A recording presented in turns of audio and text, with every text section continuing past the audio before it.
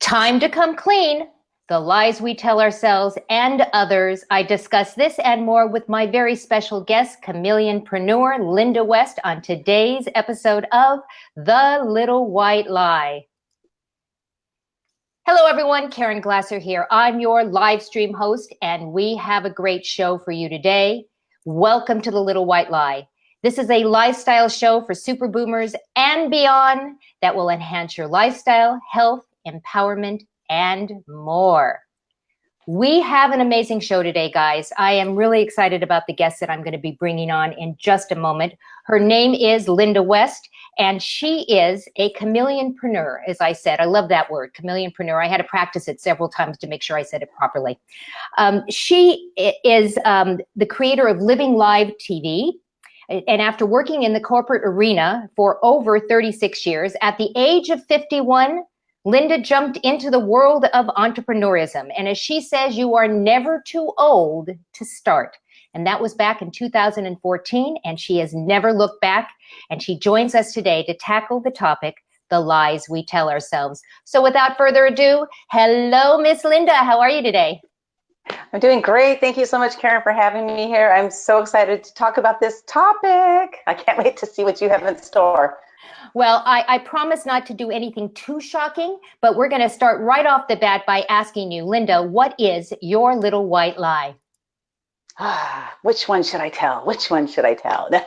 You know, it's interesting because I was thinking about like little white lie, and maybe some lies actually they start off as a little white lie and then they turn into this big lie. And that's the one I want to share today actually is a lie that I had been telling not only myself, but also my husband. And it was something that came out about money, and I was scared to tell him about the fact that I was losing money in my business because I had this fear, and I'll tell you what that fear is later when Caren asked me the question.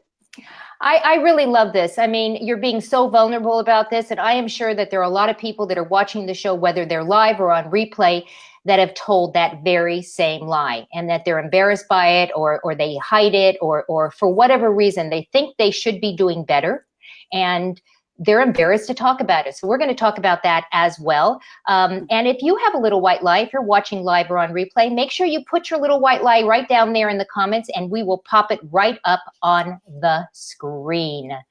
Yeah, alrighty. Let's see it. So we're going to jump in. Let's jump right into the lies that we tell ourselves. So why do you think people lie? Why do you think we lie to ourselves? Well, I can't really answer for other people or myself. And one thing that I have been doing, since I left my corporate job, I'm in the corporate world for 36 years, I leaped to entrepreneurship. I started on a journey of self-discovery. I had never taken the first 51 years of my life to say, who's Lynda? What am I doing here? What's my purpose? And so really, as I look back, there were a lot of lies I had been telling myself for decades, because I had been living my life for others. I was a people pleaser. I spent all my time making sure that everybody else was happy, and I never took time for Lynda. And so once I started a journey into self-discovery, I discovered that there were a lot of lies I had been telling myself. Like maybe it's just like, I love this color, or I love this job, or I love this person, or I don't like this. So a lot of little lies that rolled into and ends up being like big lies sometimes. So what's the danger in doing this? I mean, there's a danger in constantly telling ourselves lies. What's the danger in doing this? Yeah, well, I feel that the danger in doing that is that it becomes our reality. So it starts off as a little lie, and we realize it's a lie. Anytime you tell any kind of lie, you know it's a lie.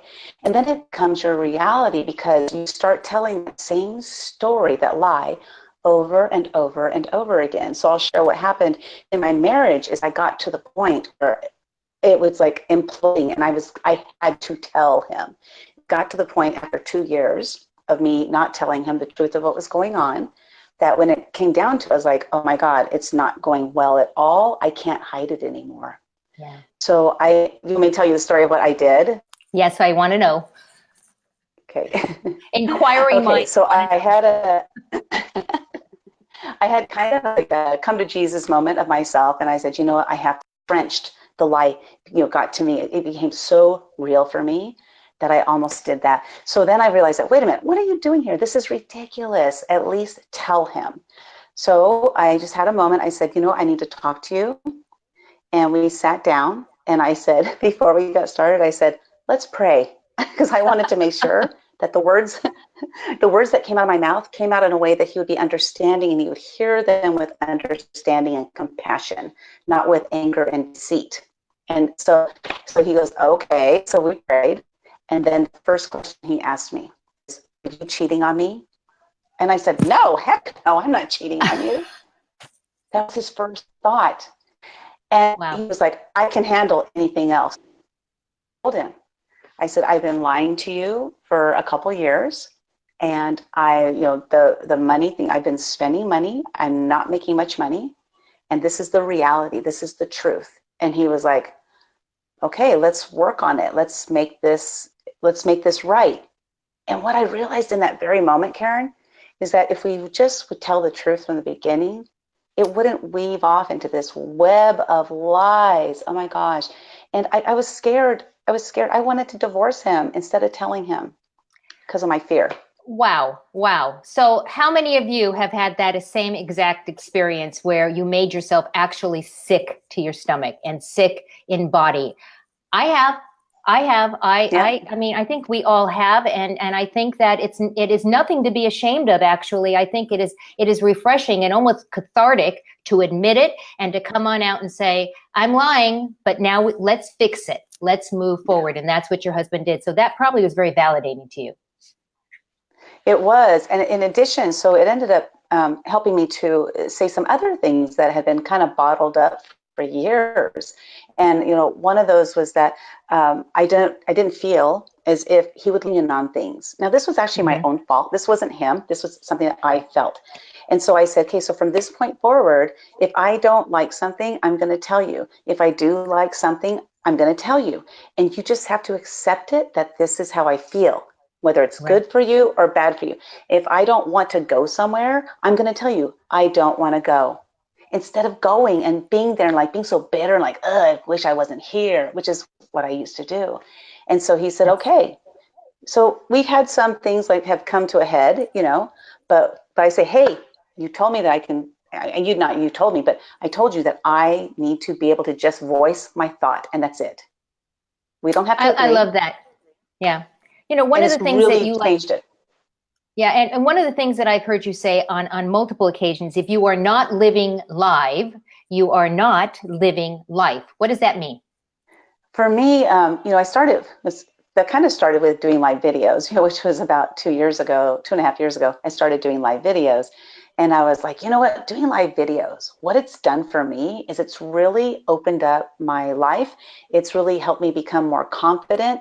And because of my confidence level and that just something so simple as doing live videos, what it's done for me is helped me to live a more rich life. It's helped me to live my life outwardly. It's helped me to be more vulnerable. So this moment of like telling my little lie, that's a vulnerable moment. Vulnerable moment. However, I don't see it that way because I'm just living my life and I'm just being me. I'm being honest and open with everything in my life. And that's what, like, doing live videos is kind of like what started it. So that's why it's like, if you're not living live, you're not living life. And I totally resonate with that, as you know. I mean, I went white, I went gray on camera live, and talk about it. If that's not being vulnerable, I don't know what is. But I actually didn't really consider it vulnerability, except for that very first time that I did it was like, okay, guys, this is what I look like. But after that, it actually instilled in me some confidence that I didn't even know I had. It literally set me on fire. How about you? Yeah, I totally 100% agree with that. Like, even sometimes, people they take selfies and they look at them. Does this one look good? Does that one? You know what? I take a selfie, I post it. I don't even look at it because I figure if I've got like this kind of look on, you know what? That's what I looked like in that very moment. Right. So why are we so judgmental of ourselves? Well, I believe it's because in society, people judge us starting at a young age, and then we hold on to that judgment, and we allow judgment to affect us. And that's one thing I have learned is that if I can just like accept the criticism, accept the judgment or whatever, and then say, you know what, that's not going to affect me, then it hasn't touched me. And it's such a differing different feeling, and it's very empowering. And like, I'm powerful because you can say whatever you want about me, but it doesn't affect me. And it just helps to build the confidence level. So I know that you've had over 49 jobs. Oh my God. Oh my God. So let's talk about your why. Why would, that's a lot of jobs. I don't even know what to say. That's a lot of jobs. Tell us about that. And what's your why? Yeah. Well, it's funny because I actually counted them because I was being interviewed on a show and it was about jobs and stuff. And I was like, I should just tell them how many jobs I've had. So I counted them. And I was like, dang it, I should get one more so I can have 50. It's like just for fun. So, I started off when I started working. My very first job was a very short job. It was like a summer job, I was 16 years old and stuff. And then as I got into the workforce, I found that I didn't feel appreciated. Almost every job I've ever had, I felt underappreciated. I felt like what I had to share didn't matter. It didn't count. I was able to help people save money help companies save money, but they didn't listen to me. So I would leave. I would just go to another job. And then about 24 years ago, I made my way into the legal field where I became a legal secretary. And I finally felt like, oh, good, this is great. I have this job. I really like it. It's a lot of fun. The people are amazing. And then about a year and a half later, I started, saying, hey, how about if we try this? Hey, how about if we try that? And they always shot me down. I'm going to another job. And I just kept on searching for more, like somebody would just like listen to me. And pay attention to you. Right. Yeah. And validate that I have good ideas, And so really that's what it really was stemming from, was the fact that I felt underappreciated. And so I would leap to another job.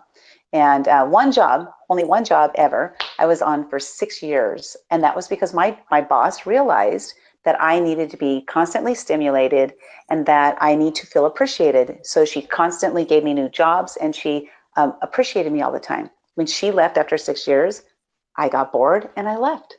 Yeah. Okay. So, and that led to your book, right? That led to the Year of Fears. So let's talk a little bit about that, because I'm actually fascinated by this. What is the book about? And I know I do know what it's about, but I'd like you to share it with our audience. What does that mean, a year of fears? What did you actually do? Well, it was in 2000. And so first, November of 2014, I made the leap from my corporate job. And I said, I'm going to become an entrepreneur, but I didn't even know what the word meant.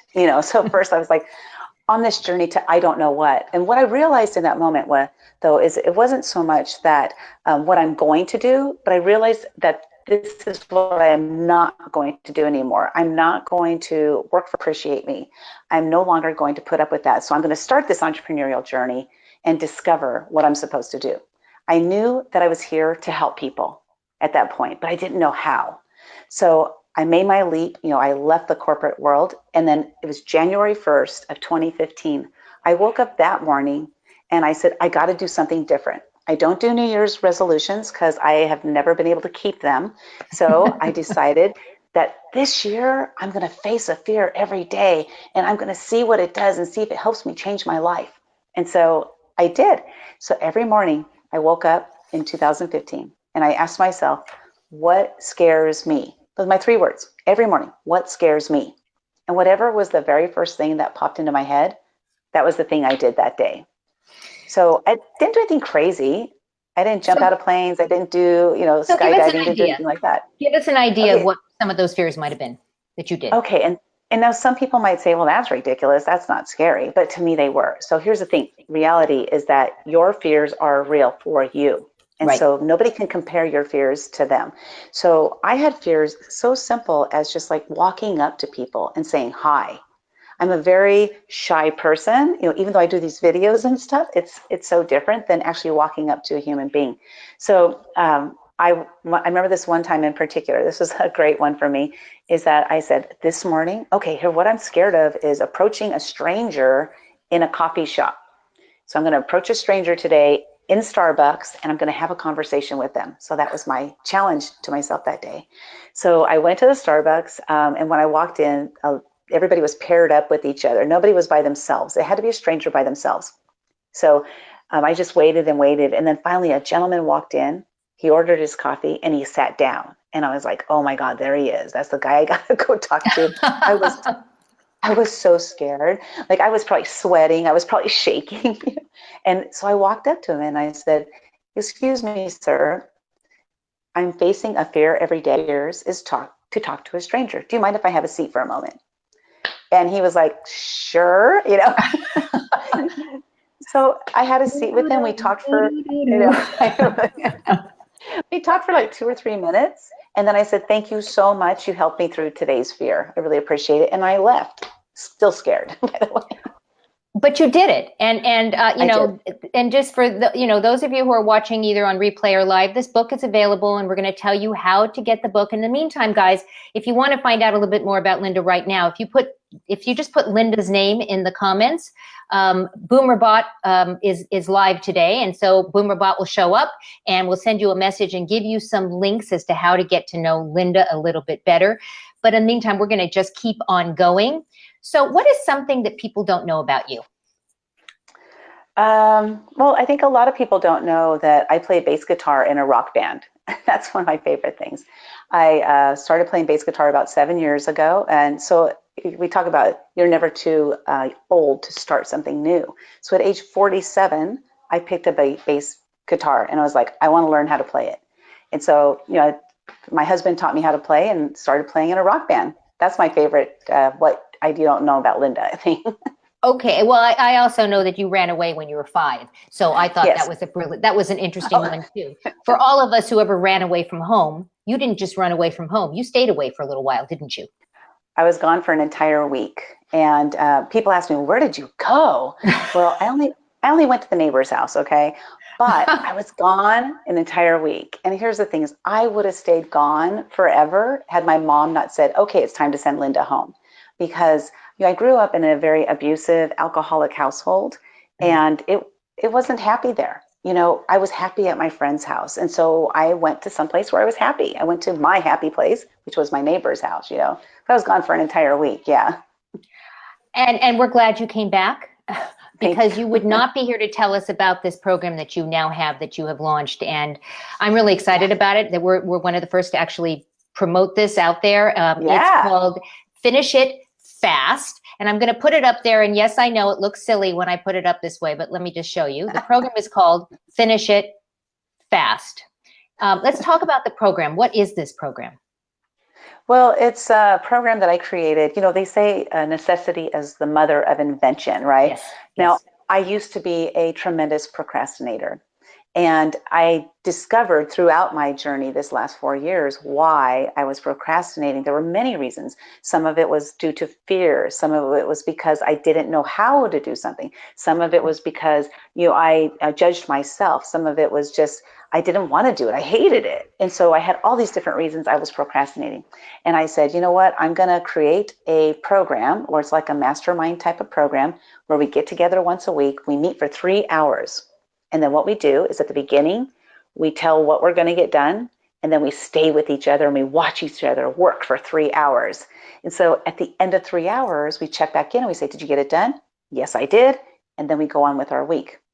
The reason I did that was because I had been involved in so many mastermind programs where we'd get on a call for 1 hour. Everybody would talk about what they're going to do that week. And then nobody would get it done. No accountability. I was like, yeah, I was not finishing my own stuff, let alone everybody else. So I'm like, I'm going to create my own program and I'm going to make it so we finish it fast.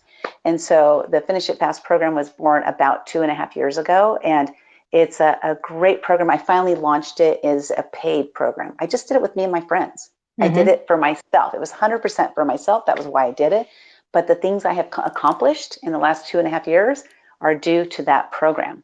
So it's been absolutely incredible. And so my clients also, they've done amazing stuff with that program.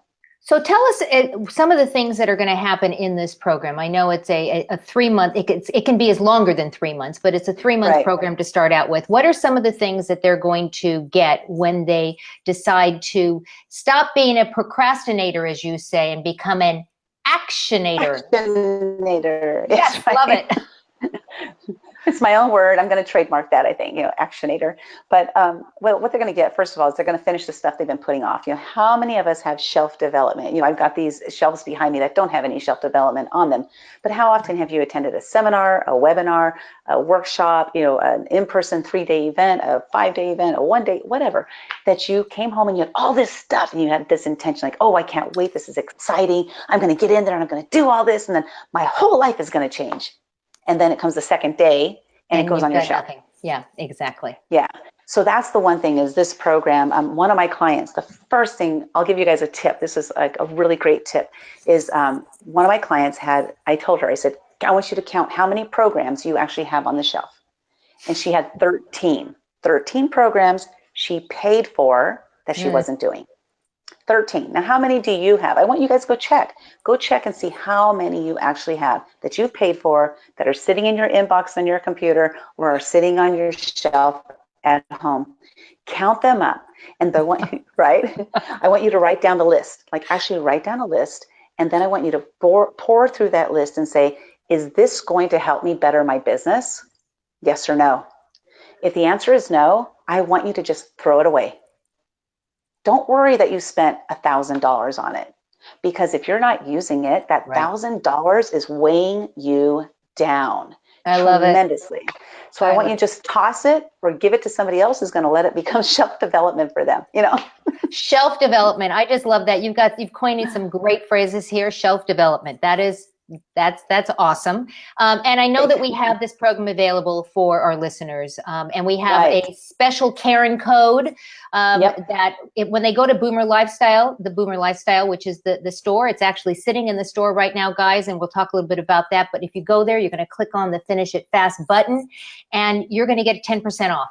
Just like that. You're going to put the word Caren. Just like that. Put my name in there. And thank you, Lynda, for giving me that code because I believe in what you're doing. And I think that we have a lot of procrastinators out there. I on occasion have been one, but I am much more an actionator at this point. So I want people to be like you and me and to take action and to actually do it.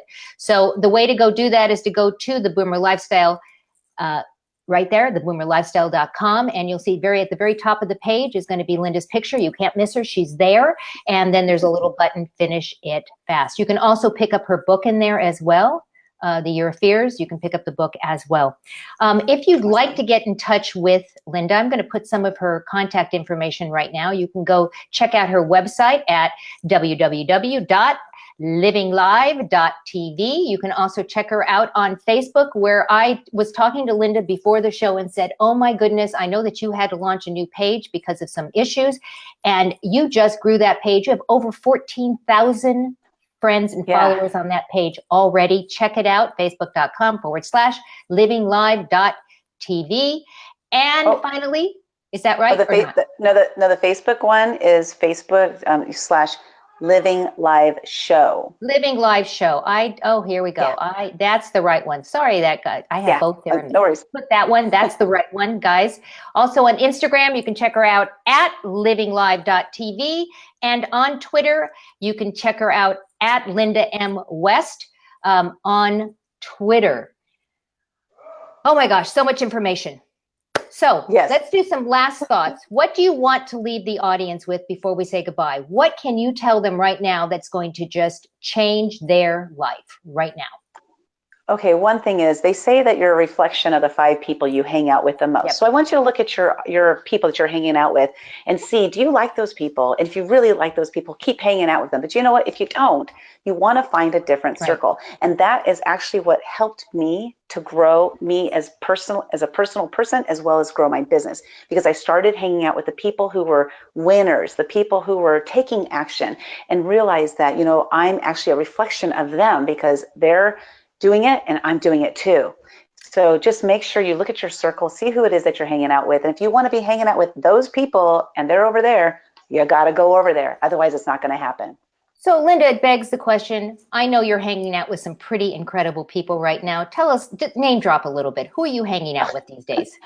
Well, thank you. It's kind of embarrassing, to name drop, but it's not embarrassing. I have a hard time with that sometimes. You've worked hard at this. Name I drop. have. Oh my gosh. I had privilege, spending lunch with Jack Canfield one day while I was at the Academy Awards after party. I was one of the correspondents on the floor interviewing stars.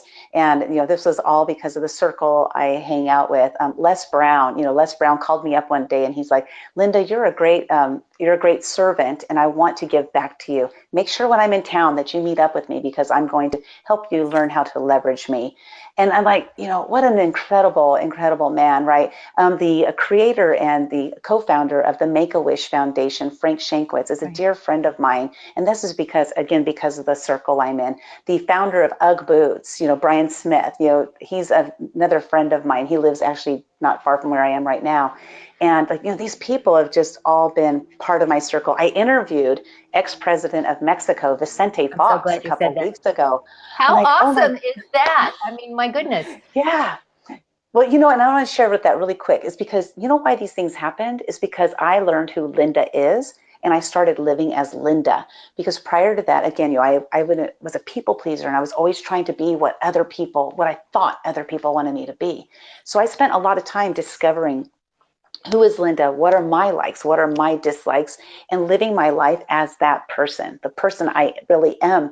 And that's when all these doors started opening. When I started meeting these people, when I sat down with Jack Canfield, the very first thing I said to him was, Jack, I am not here to take anything from you. I'm here simply to spend time with you.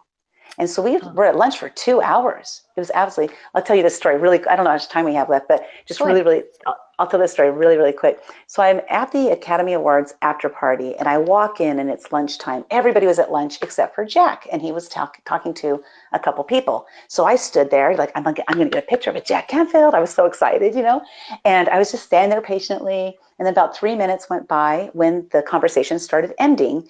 And the people he was talking to went that way, and Jack turned towards me, and he said, I'm hungry, I'm going to get lunch. He was just talking to himself.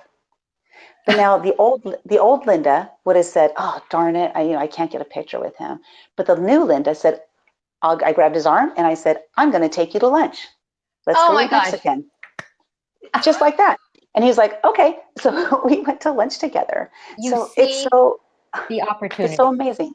Yes. So there's opportunity. There's opportunity around us all the time. And so often we don't see that opportunity because we have a closed mind and we're not living, authentically as ourselves. So my mind said, what I really want is I want to take him to lunch.